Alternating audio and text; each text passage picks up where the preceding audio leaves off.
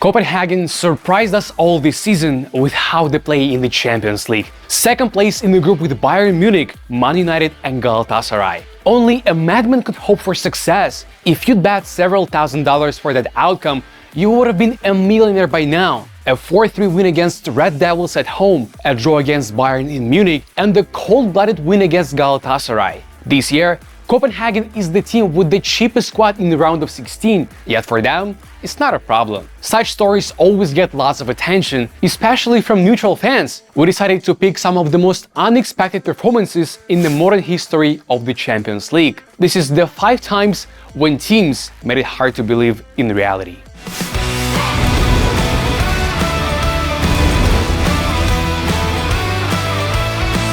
Number 5 is Malaga in the 12-13 season. So the club that had never played in the main European Cup was acquired in 2010 by Qatari businessman Abdullah Al Thani. They bought some decent players and hired the hype Manuel Pellegrini at the time. In the 11-12 season, they made it into the top 4 of La Liga. But just before their Champions League debut, Al Thani suddenly decided to cut the funding. This led to the departure of stars like Cazorla, Van Nistelrooy and Rondon. However, Malaga's squad was still full of great players, so qualifying for the Champions League group stage was somewhat expected. They were put in a group with Milan, Underdog and Zenit. It was Zenit with Hulk and Witsel that many considered the main favorite to advance to the playoffs. Yet Malaga started surprising from the beginning. A 3-0 win at home against the Russian club, thanks to Isco, a 3-0 win at Underlag, and a 1-0 win at home against Milan. Malaga easily topped the group without suffering a single defeat,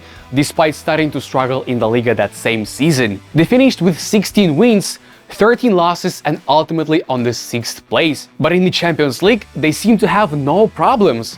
In the round of 16, they faced Porto, a team of similar class but with much more experience in the playoffs. They only conceded once, and Isco and Roque Santa Cruz secured the needed result at home. Malaga reached the quarterfinals, where they will play against Borussia, the German champions. By that time, it was already clear that the Spanish club would be excluded from the future European Cup competitions due to its debts. But this only motivated Malaga even more. They played like it was their last time. They led in Dortmund after a goalless draw at home. They were going into the semi-finals until the 90th minute. But in the stoppage time, they conceded 2 goals within 2 minutes. There were questions about the refereeing team. In the episode with the decisive goal, everyone saw an offside. Al Thani filed a protest, but it didn't change anything. The story of sensational Malaga was over. Before and after that, Malaga didn't play in the Champions League. That was their only time. Currently, they play in the 3rd league in Spain.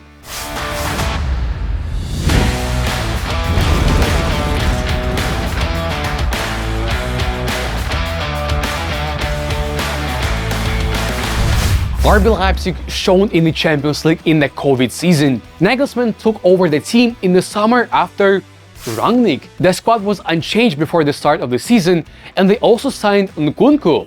The group stage was very even. The key matches became the paired games against Zenit. Red Bull won both times. In the matches against Lyon, they only managed to take 1 point, but still finished at the top of the group, 3 points ahead of the French team. But luck was not on their side in the round of 16.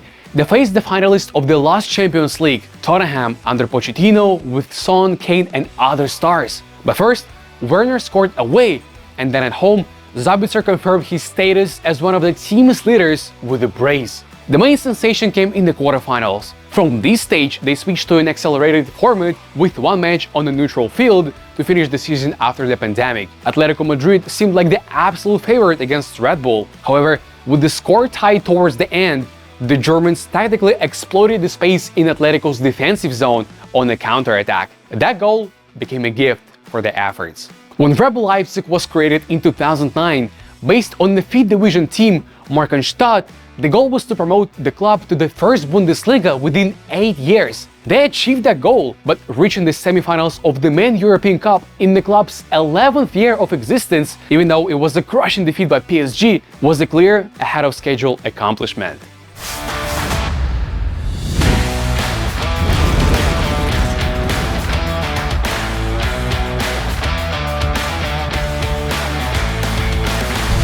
Position number 3 is for Ajax in 1819. Under Van Gaal, in the mid-90s, they won the Champions League, reached the final and semi-final in the following 2 years. But back then, football was very different, and there wasn't such a big difference in money between teams from the top 5 leagues and the rest. So they had to wait for over 20 years for the next semi-final, and that was a sensation. However, the core of the team was young players. That's why in the summer of 2018, they signed the experienced Daley Blind and Dusan Tadic. These two added class and age balance to the squad. Tadic even became the best in goals and assists in the Champions League, surpassing Messi, among others. The group stage was more than okay, although Benfica seemed like a more realistic candidate to advance to the playoffs than Ajax. But during the group stage, the Amsterdam team did not lose at all, and Dusan scored 7 goals, including a brace against Bayern Munich. But the Germans were more stable over the distance, so the Dutch team advanced to the playoffs in 2nd place. They faced Real Madrid in the round of 16. No one could think that the Dutch team would go further. After securing a 2-1 win in Amsterdam, the Madrid team was so confident that Ramos intentionally received a yellow card towards the end to reset before the quarterfinals. Naive Sergio. At the Bernabeu, his team was crushed 4-1, and it was a beautiful defeat. The Madrid team underestimated Ajax. In the quarterfinals, Ajax faced another giant, Juventus with highly motivated Ronaldo. Cristiano scored in both games. Ajax responded at home and away, but in Turin, they even scored 2 goals immediately. Ajax deprived Ronaldo of one of his last chances to win the UCL again. And the semi-final showdown with Tottenham, an epic game, and much has already been said about it. I will only remind you that by halftime of the second leg, the Dutch team led 3-0 on aggregate, and Tottenham needed to score 3 goals away to progress. I still can't explain how the win suddenly slipped away from Ajax. No one can. What happened to Lucas Moura that night? He's never done anything crazy like that.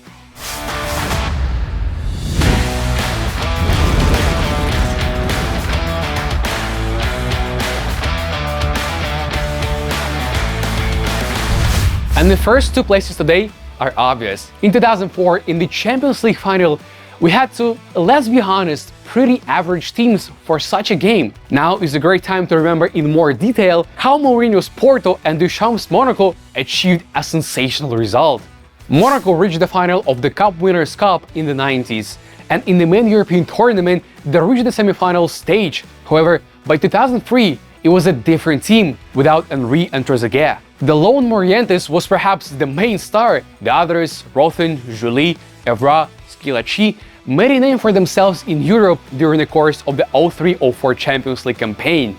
During the group stage, there were 2 serious opponents, Hiddings PSV and Irureta's Deportivo. Perhaps the main sensation of the group stage was the humiliation of Irureta's team, an 8-3 victory with a haul from Croatian forward Dado Prso, who no one had really heard of before or since. In the playoffs, Monaco controversially first defeated Lokomotiv. There were several strange decisions, not in favor of the Russian team, and then Monaco knocked out Real Madrid from the Galacticos era, and that was a fair play. 4-2 away and 3-1 at home, Morientes showed Madrid they let him go way too soon.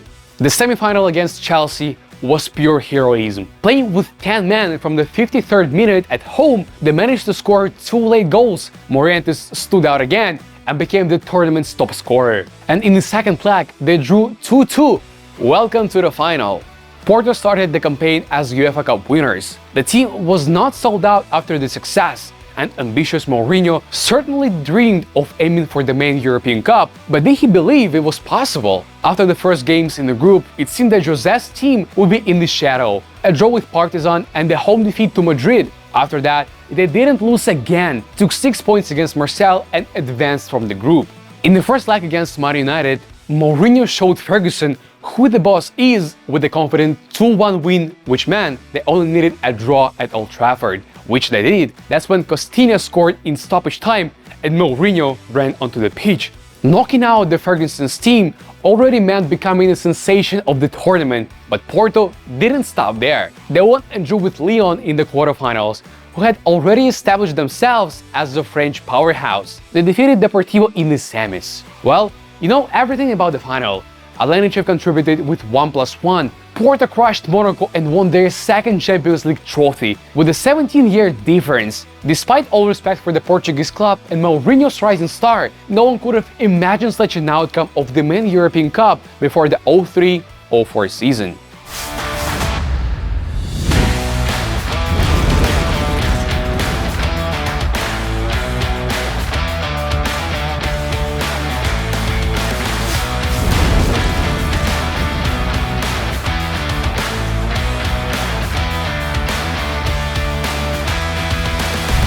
That's it, guys. Let me know if you enjoyed the top 5. Stay tuned for more content. As usual, see you soon and know the ball.